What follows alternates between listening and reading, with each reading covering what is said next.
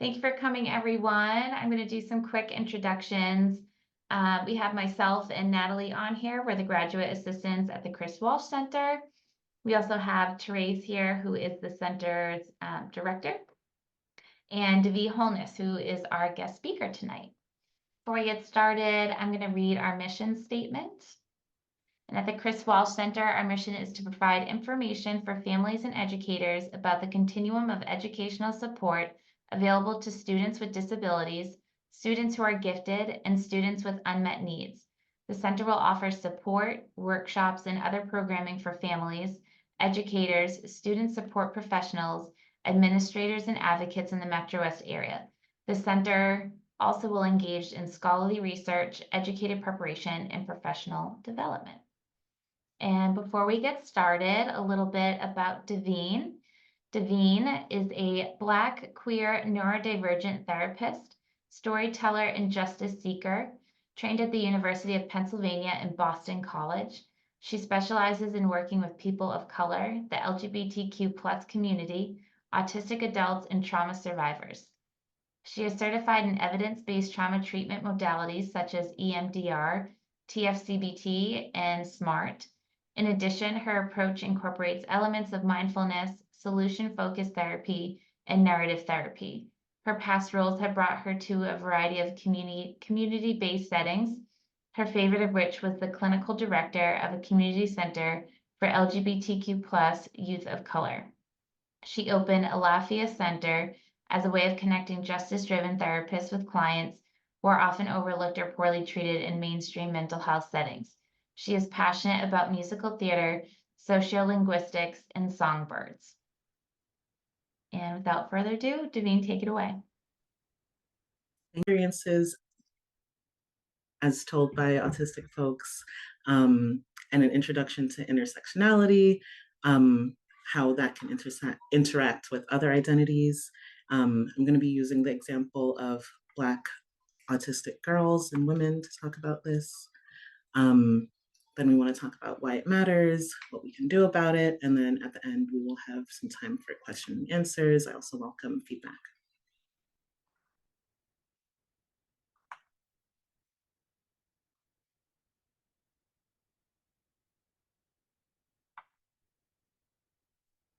So I want to start off with a note about language. You'll hear me saying autistic folks, autistic people, as opposed to people with autism. There's a lot of reasons why research has shown that most autistic adults prefer identity first language, which is autistic people, autistic adults, things like that, as opposed to people with autism. You should always respect how people want to self-identify, but I'm choosing to use identity first language.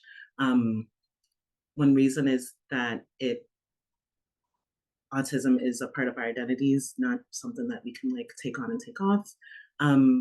Another reason is that I feel like it can contribute to further stigma when we use unnatural language with other things, like if we were talking about this child is asthmatic or this child is anemic, it doesn't usually rub people the wrong way, but it does sometimes rub people the wrong way when we say this child is autistic, for example. And I think that has a lot to do with stigma. So I'm using identity first language to try to fight that stigma. And then I also want to give a note about gender. So I'm talking about the intersection of autism and gender. In the research is starting to get better about understanding what gender is and isn't. So gender and gender identity are both ways to describe who someone knows themselves to be, how they self-identify. That's contrasted with sex assigned at birth, which is a designation that a doctor makes. You might hear assigned male at birth or assigned female at birth. So some of the research kind of conflates these two things. I didn't include articles that conflate those two things, but just so that we're all on the same page with what we're talking about.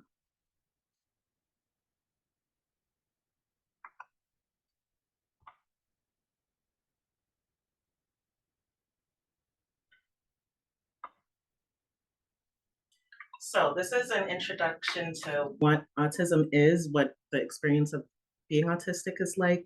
And this came from a really cool study that was done to try to fight back against the fact that most of the ways that we identify what autism is are based on like external observations. Autism is generally diagnosed by observing deficits, and that's in contrast with other psychological phenomena like depression or anxiety, where myself as a therapist, for example, I would be primarily focusing on the client's internal experience. With autism, we tend to focus on what it's like for others who are observing or caring for the person. So this was a cool study that was led by two autistic researchers. They got a panel of specialists together, especially autistic specialists, and they used samples of how people describe what the experience of autism is like, and they use that to develop this list of experiences. So the first area is sensory and motor differences. I have different sensory experiences in bold because that's really a hallmark experience of autism, and something that kind of sets autism apart from other experiences. And that can look a lot of different ways. That can be sensory sensitivity, that can be sensory seeking in some areas, meaning like looking for sensations. An example would be if someone really wants to listen to their music really loud. Folks can also be sensory avoiding. So an example would be some people, you might see them always having a hoodie on to kind of like shield their eyes from bright lights. So those are what some of those different sensory experiences are. Differences in movement skills. A lot of times this can look like manually and sort of like consciously choosing movements as opposed to movements coming naturally. Clumsiness is a way that it can often show up. And then repetitive movements, also known as stimming. There's so many different ways that people stim, which is self-stimulatory behavior, which is kind of seeking out what your nervous system is asking for. So that can look like finding your lip, playing with your hair. Some people get that energy out through things like jump rope or knitting. That's a way of doing the same action over and over that doesn't tend to draw as many eyes. So the next category is strength and specificity. So they talked about deeply focused thinking and passionate and specific interests. You might hear these referred to as special interests. These are things that autistic folks are extremely passionate about. It can often be energizing to spend time engaging with those special interests. And then we have need for consistency, routine, and order. A lot of times this can look like subroutines. So there might be a task that you always do in the same way. For example, brushing your teeth, if you're very specific about the order and it always happens in the same way and it's always the same number of seconds for each quadrant of the mouth, that's one example of ways that could look like. Then we have social communication. So a lot of folks talked about difficulties using language. Some autistic folks don't use language at all. For others, it's situational. They might sometimes have access to language and other times not. For some of us, the access to language is just more effortful than it would be for typical folks. And language might be interpreted more literally than for typical folks. They also talked about difficulties with nonverbal communication. So things like reading between the lines and picking up on unwritten rules and picking up on what people are trying to communicate with glances and facial expressions and things like that tend to be harder for autistic folks. They talked a lot about social syncing and compensation. Social syncing is also known as mirroring. It's observing what's going on in the person that you're interacting with and sort of copying that often as a way of appearing neurotypical or as a way of making the communication go more smoothly. And compensation is a wide variety of ways that autistic folks adjust to society with the needs and the experiences that they have. So things like memorizing social scripts are really common ways that people might compensate. And then they talked about different social needs. So some folks might need breaks from socialization or might need like ramp up times to socialization. They also talked about a bunch of different executive functioning needs. This can include cognitive regulation and modulation. They talked about overload, which is often a result of sensory overwhelm and exhaustion. When too much is, your brain is being asked to process too much, that can lead to overload. And burnout is another really common experience that can come from built up over time, lots and lots of experiences of overload, lots and lots of experiences of sensory overwhelm, of having to navigate social situations that are really exhausting and taxing. And then you can end up in this burnout state, which is often described as survival mode, or like being in a state of fight or flight all the time.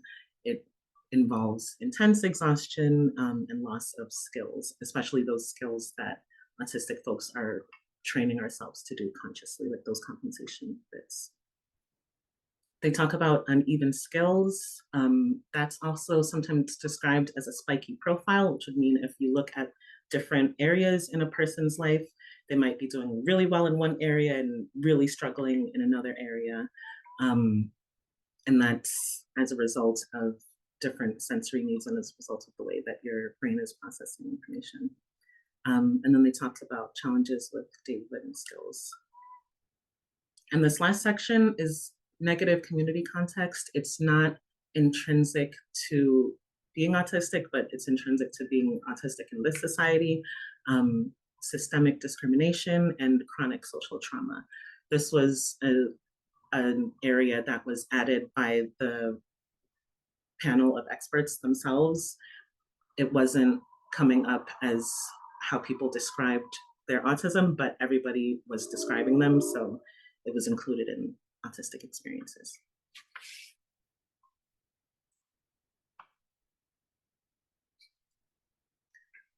So I want to talk about intersectionality, which is a term that Kimberly Crenshaw coined in the late 80s to describe how different forms of oppression can intersect and overlap and cause unique experiences.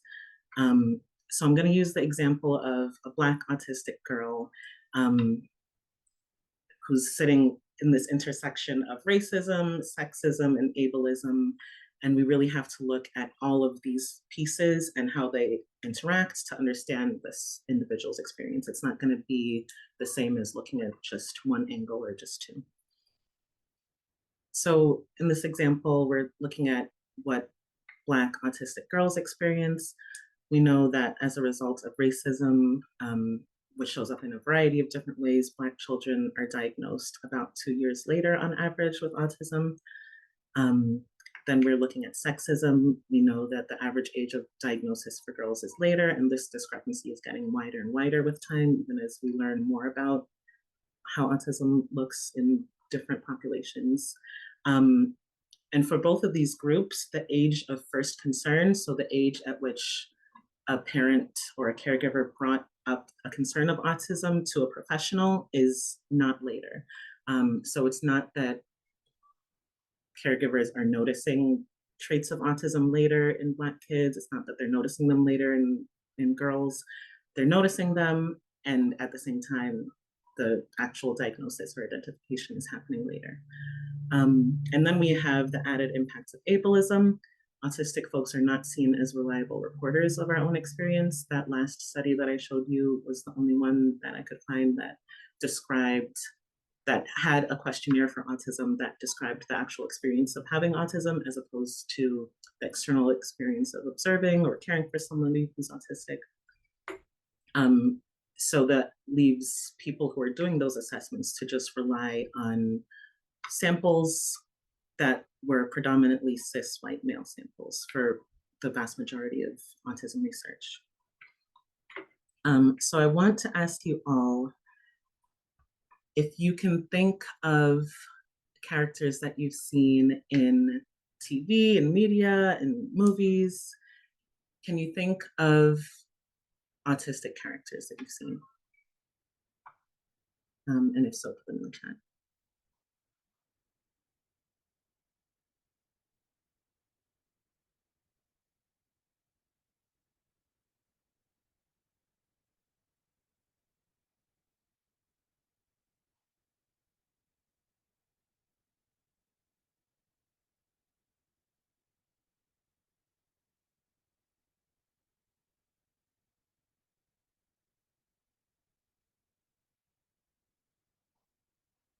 Okay, we've got a couple examples. We've got Abed from Community. We've got Atypical.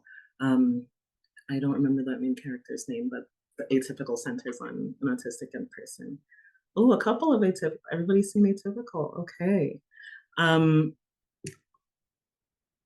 we've been getting more and more examples of autistic folks in the media. We got Sheldon Cooper coming in. Ooh, Attorney Woo. Okay. So my next question is, can you think of characters who are girls who are autistic? My kid asked if he could be autistic after he watched Atypical and he identifies with Sheldon. So Natalie mentioned a woman who's autistic, Extraordinary Attorney Woo. This is a K-drama. It's on Netflix. Attorney Woo, okay.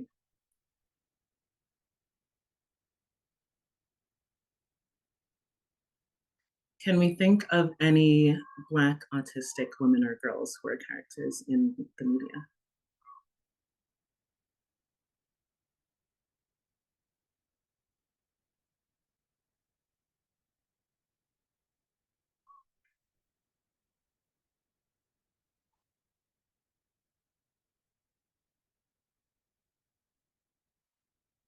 I can't either. So, um, and that contributes to why in society we tend to not have a good understanding of what autism could look like in girls at all, in Black girls in particular. I was thinking maybe there's a Pixar short called Loop. Um, there's a girl of color in it for sure. It's racially ambiguous, but then when I looked it up, the voice actor isn't Black, so they seem like South Asian. So I think that this sort of demonstrates how hard it is for most folks to picture what autism could look like in Black women and Black girls.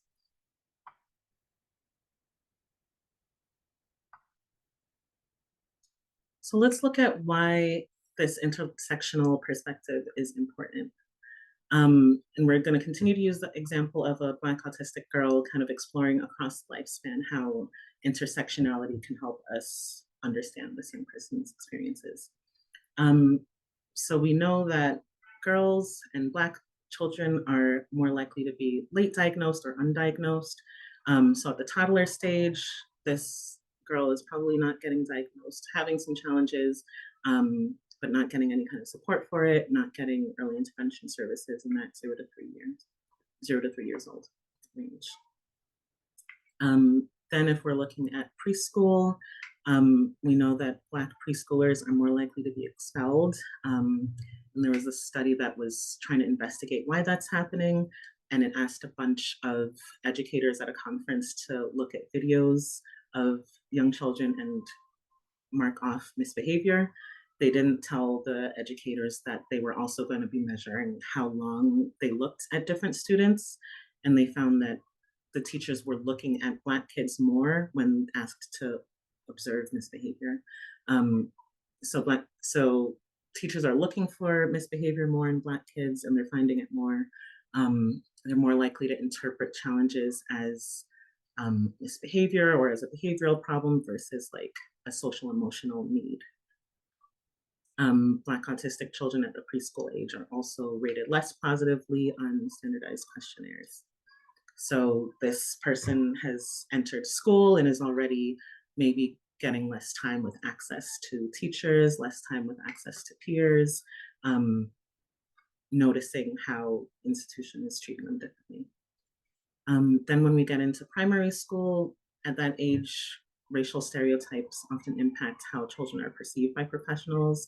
There was another study where they were rating how diagnosticians described different children. And they used the example of a Black autistic girl who they described her as aloof and difficult, but then they also described her as cognitively unable to participate in the activity. And so that was one of the ways that the researchers were seeing racial stereotypes in the way that people were interacting with them. At primary school age, mothers of autistic girls are also reporting a higher level of stress from teaching tasks, and the researchers are connecting that to that early lack of early intervention. Um, so families are sort of figuring it out on their own, and that's leading to more stress and more difficulty. As we get into secondary school, research is showing that autistic girls, particularly Black autistic girls, are at a higher risk for sexual assault. It's also showing that girls are more likely than boys to report that their autism negatively impacts their high school experience. So the cumulative impacts of racism, sexism, and ableism are really starting to take a toll on this person by secondary school. And then when we look at adulthood, you know that autistic women are more likely to experience anxiety, depression, and suicide. This is one of the areas where we can really see why that intersectional perspective is important. If we were just looking at gender, the statistics say that women are more likely to attempt but less likely to complete suicide. But when we add in the experience of being autistic, it flips. So women are equally likely or more likely to complete suicide if they're autistic than men. In adulthood, Black autistic folks also have a higher unemployment rate. And women and non-binary autistic folks are reporting feeling less inclusion and less belonging at work. So we're seeing how this could take a toll on an individual, and this is going to have ripple effects across society. The positive aspect of this is that when we do things that support people who are multiply marginalized, it's going to support everyone. A rising tide lifts all ships. So with this intersectional perspective, what can we do to make things better? So I'll start by talking about what we can do as individuals, as autistic folks, particularly autistic folks who are sitting at the intersection of multiple marginalized identities. One thing that makes a really big difference is finding community. When people are able to be around other folks who get it, that makes a big difference, and it can kind of combat the social exclusion that is often a really big part of the autistic experience. It can be really validating to be around people who get it. And communication challenges that autistic folks tend to experience with neurotypicals are less intense with others whose brains are working in similar ways than them. Another thing to think about is being mindful about camouflaging. You might also hear that described as masking. That's things that we do to appear less autistic. It can be necessary for some people in some situations, particularly when they're not in positions of power. They might have to mask and sort of hide their autism in order to get by, get a job, be accepted socially. So there are situations where masking is useful. The downside of that is that it takes a lot of energy. It's costly and taxing for the nervous system to behave in ways that are not natural, to be sort of ignoring your own sensory needs, to be taking on too much. And it tends to lead to more burnout, and it's been found to be associated with psychological distress. What can caregivers do to support young people that are autistic or they're thinking might be autistic, particularly if they're sitting at the intersection of multiple kinds of oppression? Leaning into cultural strengths can make a big difference. Researchers find both challenges and strengths when they look at what people are doing, what families are doing to support their autistic children. Different cultures have different ways of seeking support. One study was finding that collectivism, seeing the importance of groups and sort of working as a community, is buffering against the negative effects of ableism. Another positive aspect is that when caregivers know what it's like to live under institutional oppression, because of living under racism, they have that knowledge and can support their children with that. And that can also have a buffering effect. Another thing to think about is being curious about children's internal experience, not just focusing on what we're observing, but getting curious about where it's coming from. If behavior is confusing to us, that could be an opportunity to be curious about if there's a sensory need that's behind that behavior.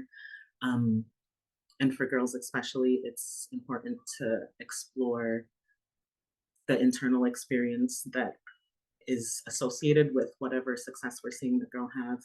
Um, they did a study with elementary schoolers, and the assessors were not as good at noticing the differences in how autistic girls behaved as the peers were. The peers know, the kids know which kids are autistic.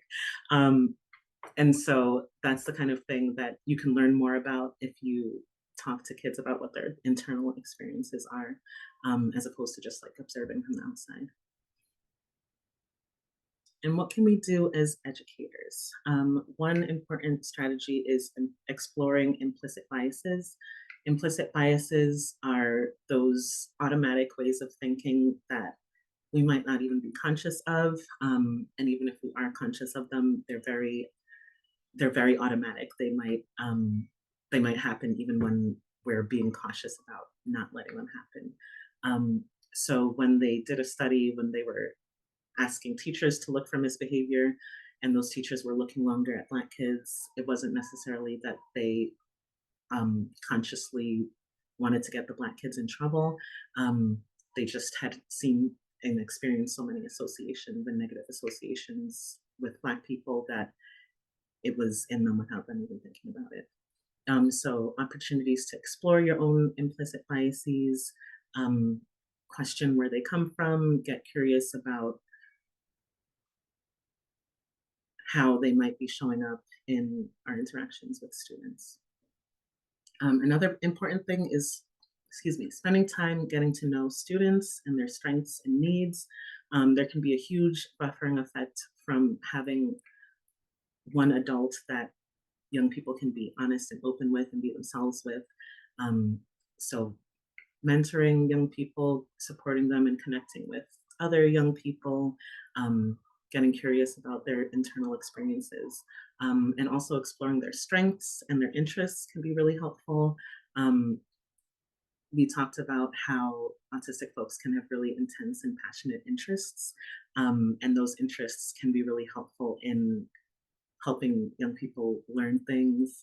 Um, so in my work as a therapist, I'm always curious about what people's special interests are, and I'll do things like teaching teaching how to do a good apology by showing a bunch of musicals with different kinds of apologies and having kids rate out which apology is better if they're really into musicals. But whatever the person is into, that's an opportunity, that's an in for education. And lastly, what can institutions do? There's been a really well documented absence of the, the experiences of Black autistic women and girls in research, and Black people in general in research. So decision makers and institutions can work to repair that, um, particularly centering the experiences of autistic folks um, in the research, having research be led by autistic researchers, um, and having participants have the opportunity to share about their internal experiences, instead of just focusing on observable deficits. Another thing institutions can do is support self-identification with autism. Um, we've talked about how intersectional kinds of oppression can work together to delay autism diagnosis. Often that diagnosis doesn't happen at all. People might not have the opportunity or the resources to get official diagnosis and might be exploring and researching on their own. And that's how they figure out that they're autistic. Because there are so many intense barriers to getting official diagnosis, institutions can help by supporting self identification and by allowing accommodations without gatekeeping. Um, the more easy it is to access accommodations, the more it'll help autistic folks and people in general who might benefit from these accommodations. Okay, so if anyone wants to screenshot my references, there's 2 pages. Here's page 1. Here's page 2.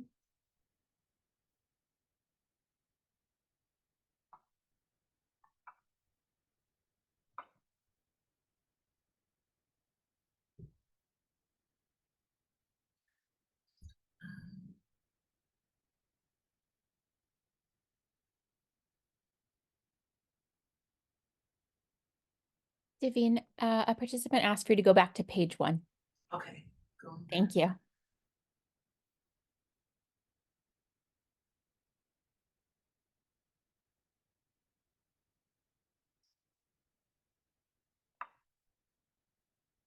Oh.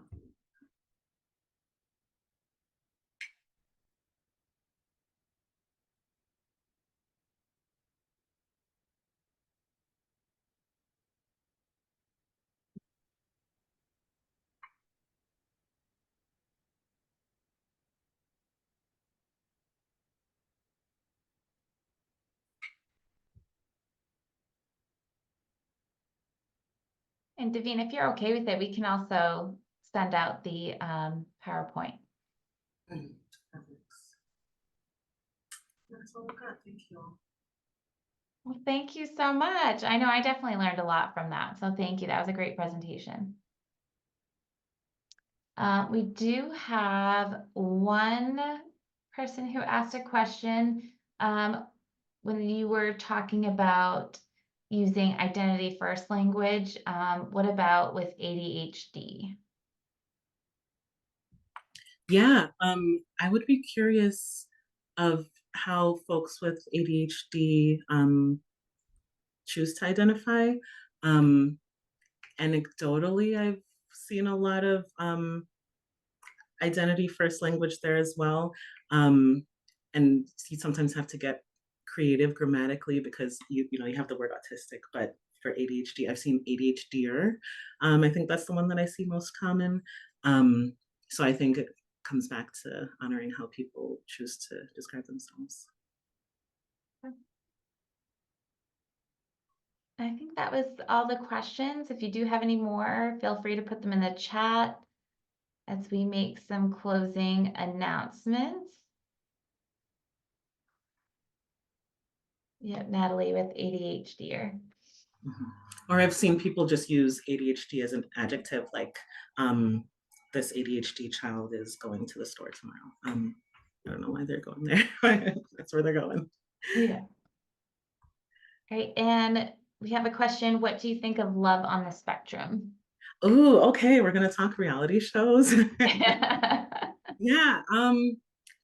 What do I think of Love on the Spectrum? So I've watched the US one. I haven't watched the other one. I don't remember if it was like UK or Australia, but there's another one that I've been told is when I've described my complaints about Love on the Spectrum, people have said, "Oh, the other one is better." So I haven't watched that other one. I enjoyed it. I watched the whole thing.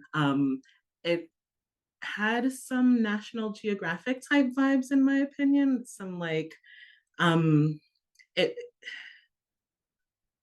it felt like a spectacle to me, or like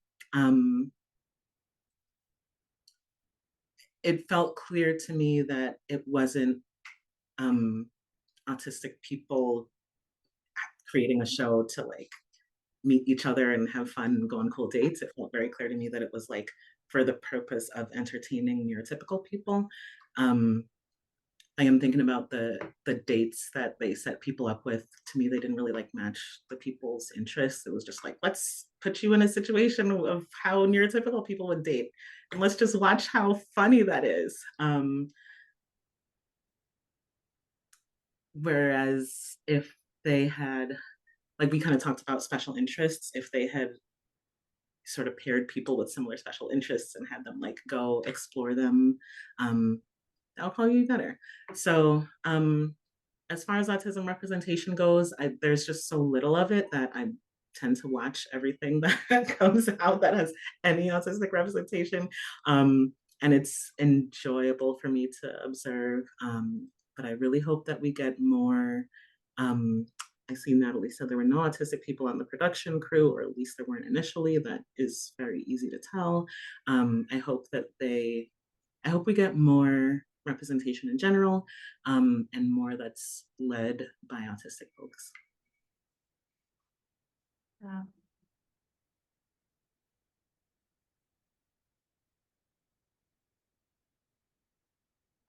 We diagnosed ADHD for our younger kid in last January, and he is 18 now. It's good to have some awareness. At least you figure it out what it is. Mm. Yeah. Yeah, I think we're seeing a lot of folks get a neurodivergent diagnoses at later and later ages as we start to understand more about intersectionality and less common ways that these neurodivergences can show up. So it sounds like your kid was 18, was maybe 17 when this diagnosis came. So that's a long time of not getting support, probably a long time of having no answer, and therefore probably having to come up with other answers on your own.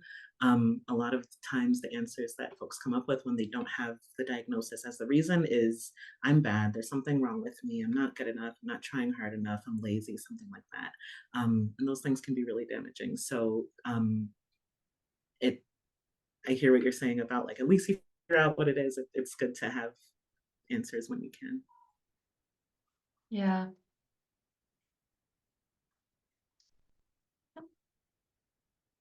Okay, I have one question. It might be rather specific, though. I have this student in my class who is part of the spectrum, and he sometimes reacts explosively or emotionally deregulates, especially when transitioning to other parts in the lesson or when checking exercises that he hasn't completed. I try to calm him down by explaining things slowly, and this helps from time to time. Do you have other suggestions? Mm. When I hear that transitioning to other parts of the lesson can be difficult, I think about that autistic experience of deep focus. I wonder if this young person is getting so absorbed in one thing that it's hard to switch to the next thing. It can also be like executive functioning challenges. So there's lots of strategies that teachers use. You may already be using these.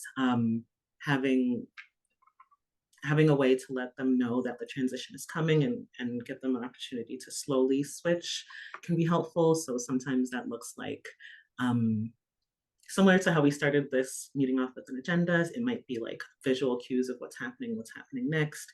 Some teachers will use like visual countdowns.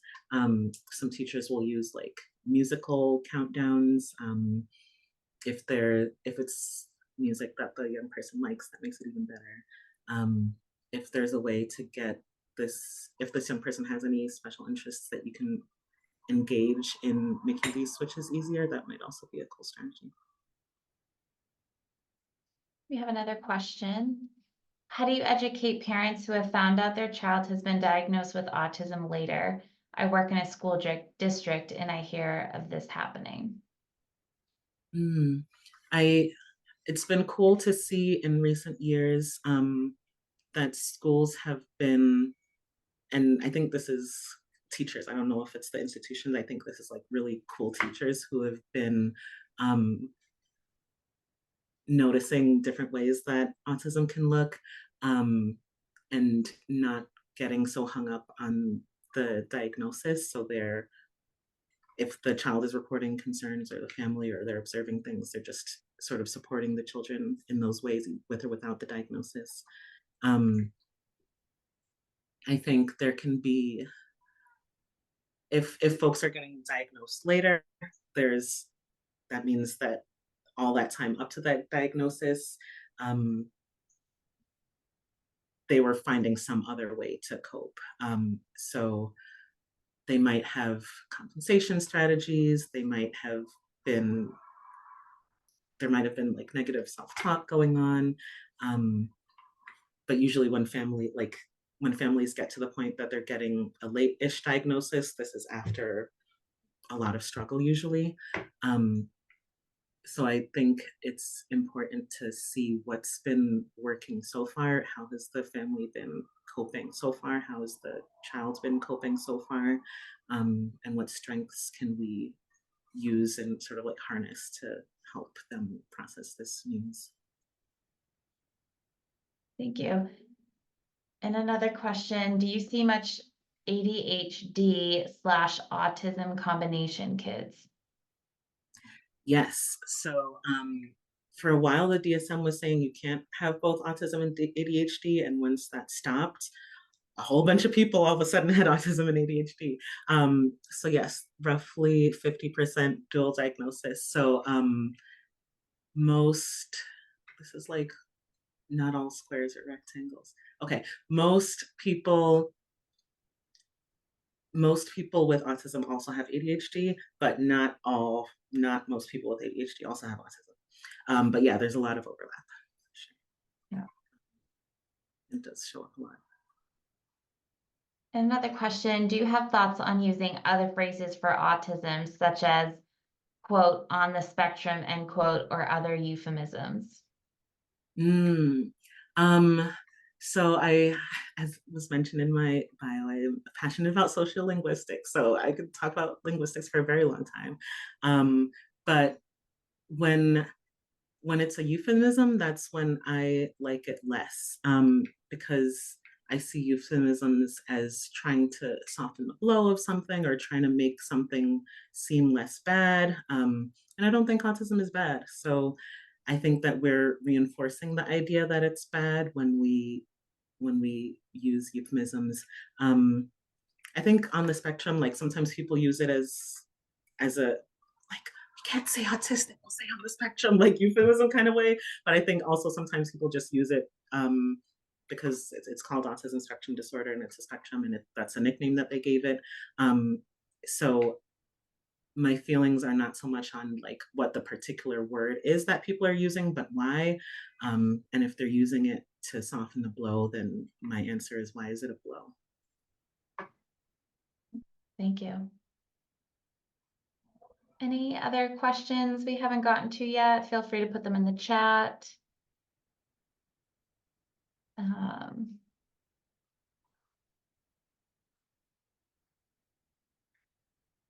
No? Okay. Well, again, thank you so much, Davine, for your time and your presentation. I'm sure we all enjoyed it. Just a couple announcements. We have 2 webinars coming up in May.